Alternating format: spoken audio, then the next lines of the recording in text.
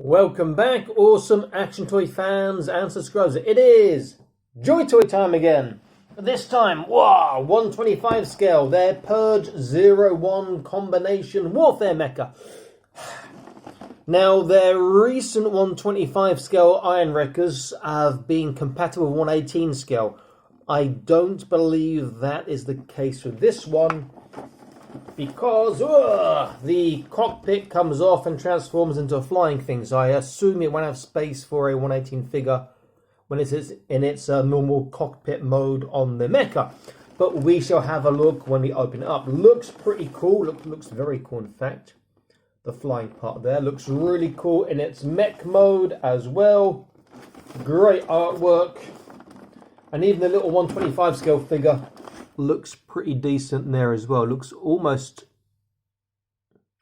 very similar to Stein, who I just reviewed in the 118 scale in terms of the armor and the sort of coloring. Anyway, let me unbox this, turn the camera around, and let's get into this review. Okay, here we are. It is big. It's a big boy, especially when you consider it's 125 scale. This is just an attachment when you take the top part off. Comes with this really big and nice flight stand, which we'll be looking at later. First thing I'll do is give you an idea of its actual size. Let me just shift it across a little bit. If I grab the 118 scale Warhammer Invicta Warsuit, you can see the 125 scale is actually taller. Obviously not as bulky, but it is slightly taller. So for 125 scale, it is a big brute. And it doesn't, or rather it isn't compatible with 118 scale in terms of putting figures inside of the cockpit, which is unfortunate. But I've not tried that, but I have had a look and I know they won't fit. So let's have a look at the minifigure first, the figure. He is a really nice looking 125 scale figure, I will say that. He does look really quite good.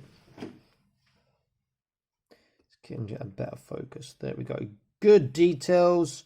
Looks very nice. Let me take his assault rifle out of his hands. They've done a cracking job, and I think he just looks really nice. Really catches a lot of the feeling of the 118 scale, and I've put his pistol in there. So you saw that he holds his assault rifle well. Let's see how he holds his pistol. Should be fine. He does come with alternate hands, 2 other pairs of hands. And he can hold his pistol okay. Better if I change the hands over, probably.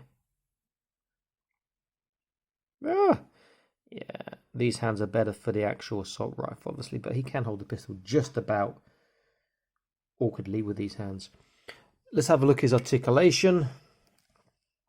So he has a left and a right, a down, up, and a side to side. Shoulders all the way around. Outwards, well, not great because his sculpting and the armor pieces get in the way.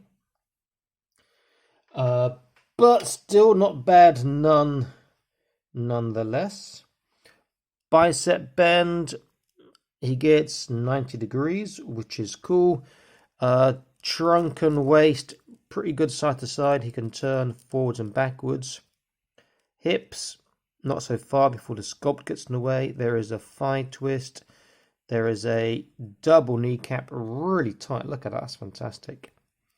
And the feet, there is a boot twist. There is a small swivel. And there is a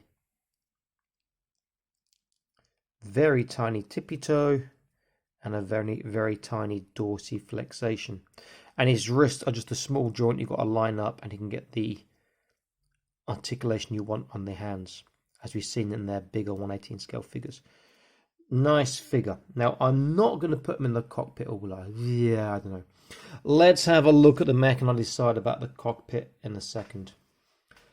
Top heavy, but really stiff ratchets in the ankles, which is great, and the knees, so he can support itself.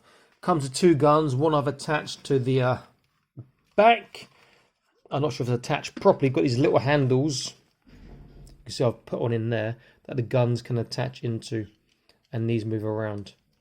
I'm assuming that these can come out and attach to the different forms of articulation when it's in its like a walking gun platform, or when it's in its shuttlecraft form. Sorry, it's called a self-propelled gun form. Yeah, it uses those in the self-propelled gun form as well. You can just see in the instructions. And also in the shuttlecraft form, which we'll look at a bit later. Quite nice looking. It just feels a bit awkward. So with the actual cockpit, that will come down, that will come up. And yeah, you're not going to fit a 1/18 scale figure in there. Not easily. But it's a okay cockpit. You've got some detailing in there. Not only that, the little control stick does come forwards to help put it in and figure in, and you've got details on the control stick, which is nice on the screen there. So that's pretty cool. And you close up this one first, I think. Yeah. So pretty cool on the actual cockpit. So articulation, head, there is nothing on these jet parts. You do have upward and they do rotate backwards and forwards. Nothing else on there. Arms will go all the way around, but the little engine parts will get in the way. Shoulders, sculpting gets in the way, so it only gets to like this far. He does have a bicep twist. He does have a really nice looking double joint on the biceps. He gets very tight on that, possibly even tighter than that. But I don't want to force it. Wrists move around. They do pop out, so be careful. And you have the joint in there. You can align as well. Waist appears to be very good. Yes, look at that side to that's phenomenal. Side to side, forwards, backwards, and turn.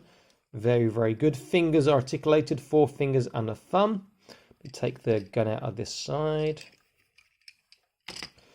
Legs, you can see that he will get to a full splits.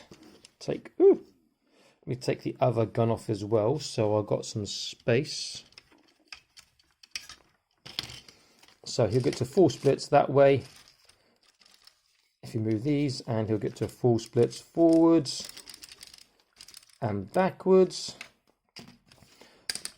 He does have a double kneecap, but these parts here just are going to get in the way. So there's not much of a bend. You could turn him around or turn the legs around. Yeah, that just seems very strange, having this part here that just stops the getting the bend you want to get. You could do that. There are options there, but it's not your normal bend that you'd expect on a double kneecap. Just pop that back on quickly. There we go. Ankle, there's a 5 turn, sorry. Ankles, there doesn't appear to be an ankle turn. You just rest him down. No turn. There is a swivel, and there is nice ratchets for tippy toe and for dorsiflexation, and there is a joint in the toe here, but it doesn't add anything to the balance because it's just a weak joint, not a strong hold in position joint. Now somehow I've got his legs at different heights. How have I managed that? Okay, there we go. So articulation is decent. It's not bad articulation, just that again it's very top heavy. Doesn't fit 1/18, which is a bit disappointing, but it does look pretty cool. JoyToy, if you're watching, listening, please make some of your mechs with heavy legs. So they're bottom heavy and they stand up easier. But this one is still pretty cool. Okay, so I am going to pause this, figure out how to take off the top section and transform it to the shuttle mode and do the gun platform, and I'll be back in an instant for you guys. So let me get into this. Okay, so here is the shuttlecraft of guns. You could, if you wanted, keep the arms in, so he's going to be flying with arms and a gun, which could be pretty cool. It is very top heavy, and this awesome fly stand is struggling to not buckle under its weight. I forgot to say with the figure, he does have this helmet which does fit over his head, but it's so tight, if I put it on, I'm pretty sure his head will get stuck inside. So here is the mobile or the self-propelled gun platform. Obviously, I have to take the guns off of here onto there to make that a self-propelled gun platform, not just a pair of walking legs. Guns are very easy to take off. You just get these off and get the little connectors off as well. And now this is probably going to fall down if I try and put it back. Let's have a look. Is it going to stay upright? Okay. And then the guns can just fit onto the side of the platform. There are a couple of holes. I will show you where the peg goes. So either side here, you see there's a hole and a hole. And then you can put your guns down into there. Now there is articulation on the guns, which is pretty cool. These little handles are actually really nicely designed. Just they're a bit loose inside. You see it swings around a bit. So from here, that's really nice. You have the guns like this. They can come more upright. They can come a lot more upright if you want as well. Into sort of on top like this, how you want. Now on the actual guns, there are parts here you want to put like a strap on. There's also a loose part here, but it's not really for a strap, so I'm not sure why that is. Let's take a little closer look actually. So the little handle part here can come off, the ammo part can come off, the drum can go back on. These little parts come out a little bit easily, so be careful like that. But this red part is moving, but why is it moving? Is there something it does? Not that I figured out just yet. It looks like it might come up. In fact, if I grab a little screwdriver, which I do have here, fortunately, maybe that part does come up. Let's discover together or break it together. So maybe it comes up from here. No, just pops out. Nothing there. Okay, so that'll go back into there. Not sure why it's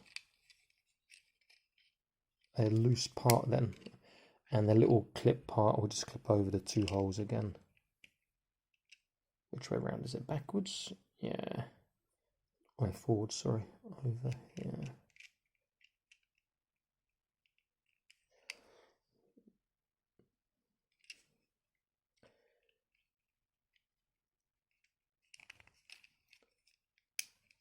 Okay. In fact, I kept that one on backwards later.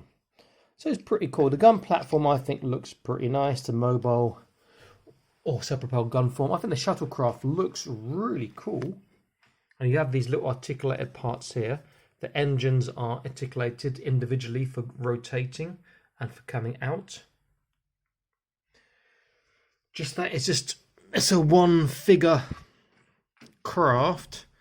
And as you can see, it wants to fall over straight away.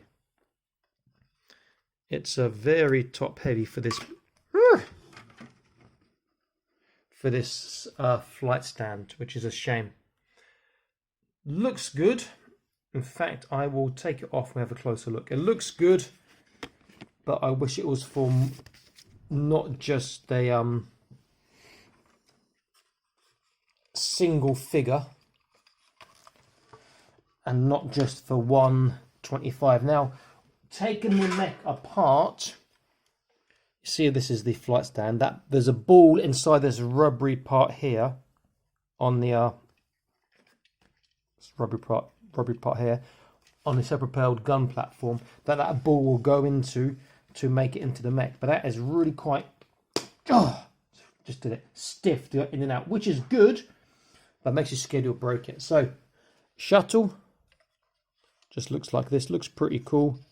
Oh, you have more articulation here, which I didn't realise before as well, which is pretty cool.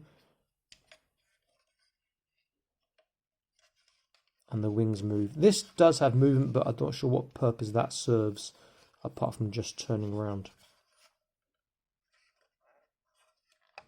And again, the figure just pops in.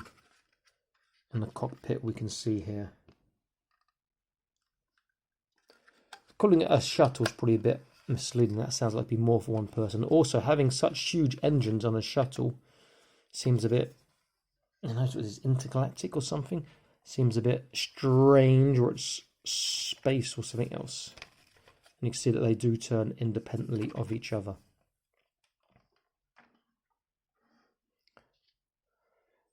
So it is a nice mech. It's got quite a bit of thought and details put into it, but it would have been better, I think, as just a mech, or even better as a shuttle for like 4, 5, 6 125 scale figures, or maybe 3, 4 118 scale figures. So maybe JoyToy will do something like that in the future. And this self-propelled gun platform again also looks pretty cool. So I'm getting both in the frame at the same time. Also looks pretty cool, though nowhere near as cool as the shuttle part or as the actual mech part as well. I think it's an experiment. It's potentially a step in the right direction,